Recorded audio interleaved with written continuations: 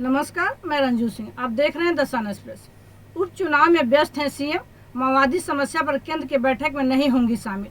पश्चिम बंगाल के मुख्यमंत्री ममता बनर्जी इन दिनों चुनाव को लेकर इतना व्यस्त हैं कि माओवाद की समस्या पर केंद्र सरकार द्वारा बुलाई गई बैठक में उपस्थित होने को लेकर उन्होंने असमर्थता प्रकट की है।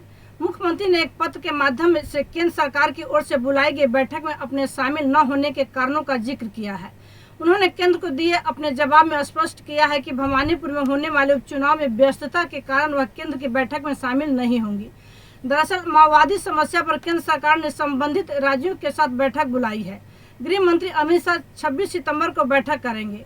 माओवादी समस्याओं वाले राज्यों के मुख्यमंत्रियों को भी दिल्ली के विज्ञान भवन में प्रस्तावित बैठक में शामिल होने के लिए कहा गया है। 30 सितंबर को भवानीपुर में होने वाले उपचुनाव के प्रचार की आखिरी तारीख 27 सितंबर है। ऐसे में अगर केंद्र सरकार की ओर से बुलाई गई बैठक के लिए अगर मुख्यमंत्री दिल्ली जाएंगे तो उन्हें प्रचार के आखिरी चरण में 1-2 दिन बर्बाद करने होंगे। सूत्रों का कहना है कि तृणमूल सुप्रीमो ऐसा करने के लिए राजी नहीं है। कई राजनीतिक पर्यवेक्षकों का मानना है कि अगर मुख्यमंत्री बैठक में शामिल होती हैं तो उन्हें सीधे अमित शाह का सामना करना पड़ेगा। बैठक के साथ मुख्यमंत्री को शिष्टाचार का आदान प्रदान करना पड़ेगा।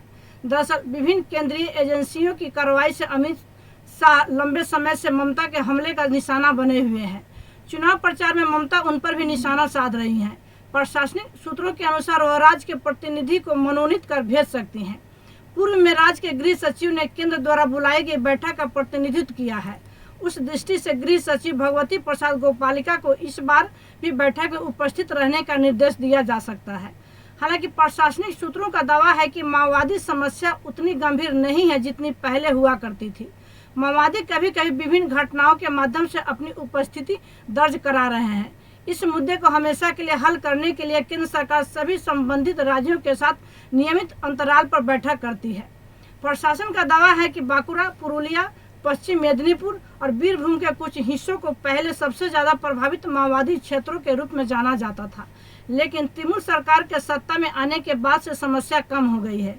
इन क्षेत्रों को केंद्र की अति प्रभावित माओवादी क्षेत्रों की सूची से हटा दिया गया है, क्योंकि कई वर्षों से कोई घटना नहीं हुई है। इसलिए इस बैठक को ममता उतनी अहमियत नहीं दे रही है। इसी तरह के अन्य खबरों के लिए आप जुड़े रहें द सन एक्सप्रेस के साथ। धन्यवाद।